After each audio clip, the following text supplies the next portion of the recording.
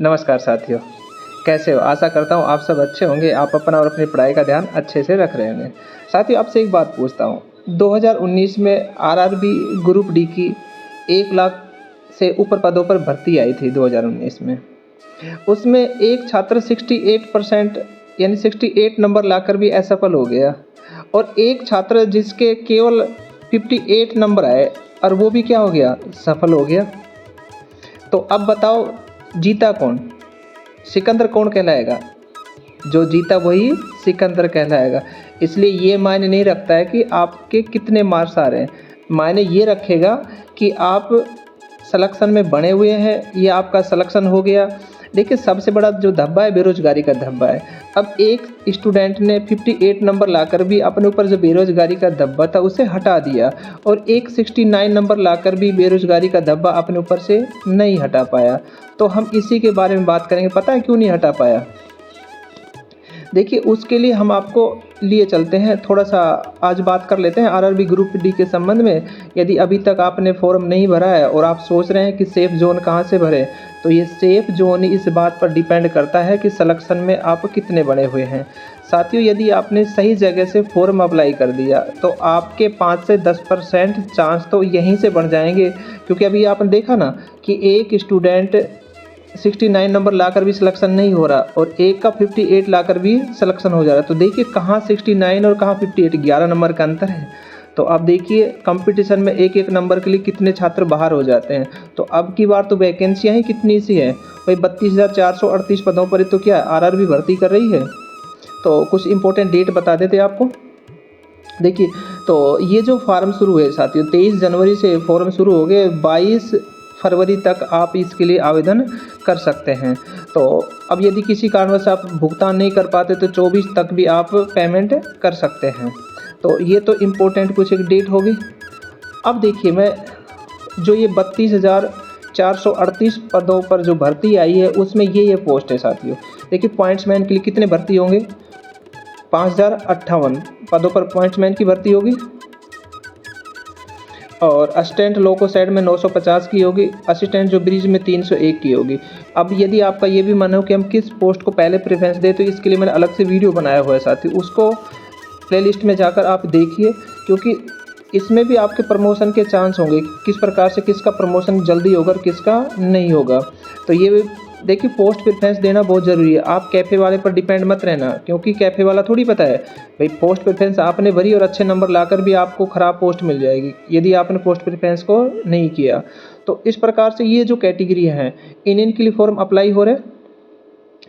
अब ये देखिए, थोड़ा सा मैं आपको हम यहाँ ले चलता हूँ कि ये 2019 की वैकेंसी है, एक तरफ 2019 की, एक तरफ 2025 की। तो देखिए, 2019 में जो WR मुंबई है यहाँ पर 10,334 पदों पर आवेदन थे। तो अब की बार कितने हैं?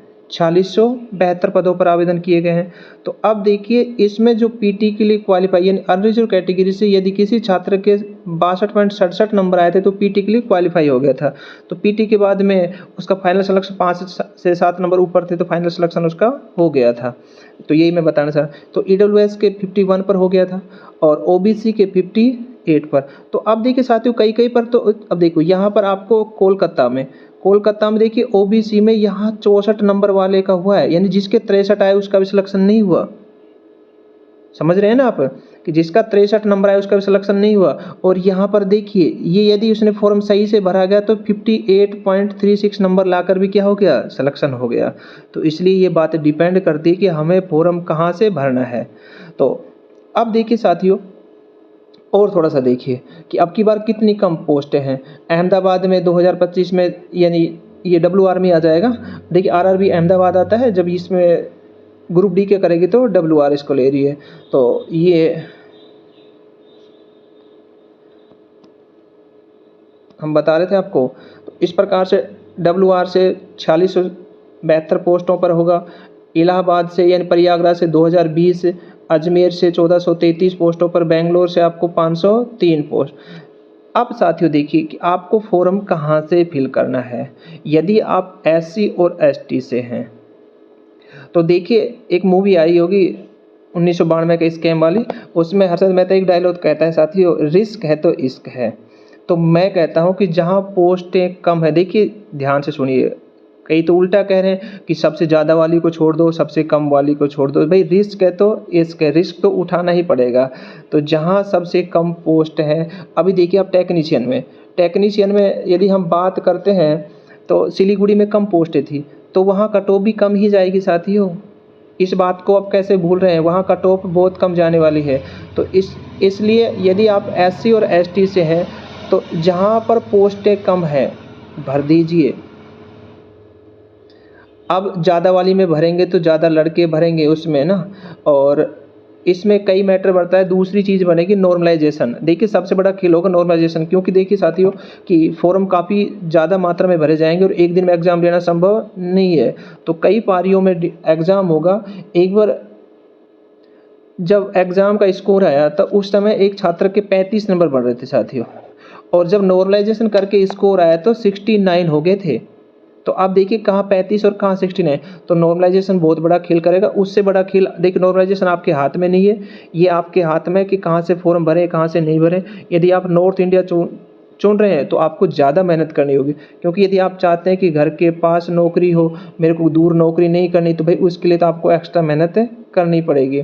तो नो डाउट यदि आप साउथ की तरफ भरेंगे तो वहाँ पर आपको कट ऑफ कम देखने को मिलेगी। अब की बार मेरा अनुमान है कि जहाँ पोस्टें कम है वहाँ कट ऑफ भी कम जाएगी, क्योंकि ज़्यादातर स्टूडेंट अभी गुवाहाटी को प्रिपेयर कर रहे हैं कि पिछली बार देखे कि गुवाहाटी की कम थी कट ऑफ। तो भाई अब की बार इन ओवरऑल वैकेंसियों में देखा जाए तो गुवाहाटी में ठीक ठाक पोस्टें हैं, 2048 है। तो अब की बार जो गुवाहाटी है वो ज़्यादा जाएगी, क्योंकि बिहार की तरफ से जो छात्र हैं तो नज़दीकी उधर की तरफ ही भरेंगे।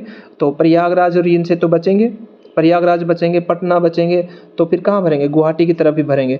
तो इसलिए आप यदि दक्षिण की तरफ जाते हैं तो दक्षिण की तरफ आपको कट ऑफ देखने कम मिलेगी। और यदि आप चाहते हैं दिल्ली के आसपास, तो भाई दिल्ली के आसपास चाहते हैं तो 10 नंबर का आप डिफरेंस कर लीजिए। यदि 10 नंबर ज़्यादा ला सकते हैं तो यहाँ से भर दीजिए। और आप चाहते हैं कि ये इन के प्रकार मेरे को सिलेक्शन लेना है, देखिए साथियों सिलेक्शन बड़ा इंपॉर्टेंट हो गया है, क्योंकि सरकार के द्वारा 8वां पे कमीशन है उसकी भी घोषणा कर दी गई है।